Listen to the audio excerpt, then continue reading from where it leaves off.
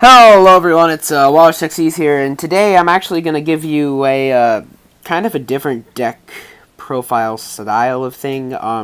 So I was kind of messing around with some of the new Dark Illusion stuff. I haven't uploaded in like God knows how long. I've just been really busy. I went to I went to Cali, and it was a pretty fun visit. I saw a lot of San Francisco. And I went to a card shop in California, and I actually did my sneak peek there and played PSY-Frame. So, you know, I might do a deck profile on that or something. I got my mat. It's nice. So on the topic of the Dark Illusions, like I was saying, so I was checking out all of these new archetypes from it, right? And I immediately fell in love with the gimmick that Triamids do, and that is swapping out their field spells for other field spells. And they've got this one very, very big, huge freaking boss monster. And this thing goes insane. Like, this thing easy gets over Cosmos. This deck happens to be very strong against a lot of the meta, if you're opening okay, and you're smart about it.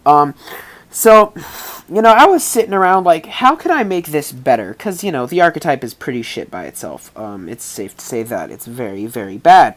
And then I was like, oh, well, I'll do the obvious thing and throw in Card of Demise. I tested a lot of Card of Demise with this. It was fun, but it just didn't really go as I planned. So I said, alright, what's the next best thing? And I say Kaijus. Kaijus actually work out really well. And then I was thinking, you know, I could probably make a lot of extra deck. So I look through it all, and of course get the generic canon disgustingness off, and all these easy rank 4s and rank 3s. And then I remembered Meliae of the Trees was a lovely rank 3 that could actually be used in this deck, because the Triamids are 3 and 4, respectively. So I can make Meliae and mill off Glow Up Bulb, and I can use Glow Up Bulb to go into any Synchro monster, any of these Synchros, and Naturia Beast. And I mean, you know, I'm immediately the gears, they're just turning in my head. I'm like, I can do so much with this. So I ended up running one Instant Fusion along with it all, and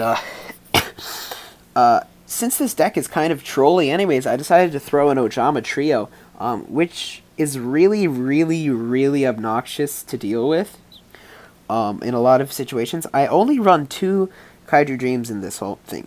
Now, there are often times I don't have monsters on the field, so I'm running 2 the Storming and 2 the Drowning. And this trap card, this is a really, really good trap card. It's fantastic. But it has a really steep cost, which is the problem. If it was banish 1 card from your graveyard, then it would be really strong, but it's actually kind of so-so, because you have to banish 2. But it comes up in situations. Now, the real playmaker of the deck are the field spells, because when they're in the graveyard, this guy gets 500 for each, which is crazy. So you've got your Fortress, which is okay. It buffs their defense, and it just lets you bring 1 back from the grave. And I just run it because it's a field spell and it's a name and all that. Then we've got Cruiser. Cruiser is the playmaker. You know, I mean, it pretty much sticks with its name. Basically, you get to draw and discard. It's basically Dark World dealings, but you get 500 life points as well if you summon a rock monster. And then there's King Golem, which is buff all your monsters by 500 and make your Triamid monsters Armades, which is a really strong effect. Just an insanely strong effect. And when they all leave the field, they've got good effects. You know, when he leaves, when Fortress leaves, it gets the what's it called? A card back from the grave. Cruiser fetches a card from the deck, and King Golem special summons. Now the thing about the deck is, if you have 2 of these little guys on the field, all the main little monsters of the Triamids have their own lovely little effects, and they say that they can blow up a field spell and put another one in, which is really good because it triggers their effects and puts another field spell in the spot. So you get a lot of searching throughout this, and it's insane. And this guy lets you double summon, which is crazy because with this is just fantastic. And the dancer's kind of lame, actually. She kind of sucks. I only run her at once. But the nice thing is, there's also this guy, Giant Sentry of Stone, who's another foolish target if I don't foolish off the glow up already. And he can just come on when there are rock types on. Now, I was thinking about running Ravelry. I opted to put it in the side more than anything. It just wasn't that good. Black Rose is any combination. Is the two threes and a glow up bulb. Omega, a 4/3 and a glow up bulb. A 4/3 and a glow up bulb for a Scarite. The 10 and this guy for glow up bulb. And another thing, right? I use Kumongous to make Omega, which is another nice thing to do. Like, I can do that too. And then I played the Instant Fusion Norden, so I can do a lot of cool plays and stuff. I didn't end up using the extra deck all that much, but it's fun regardless. And I played no one expects this. I played some really salty people. Like, what's it called? I was playing a PSY-Frame player, and it hurt to, have to do this to him. But I flip up Ojama Trio, and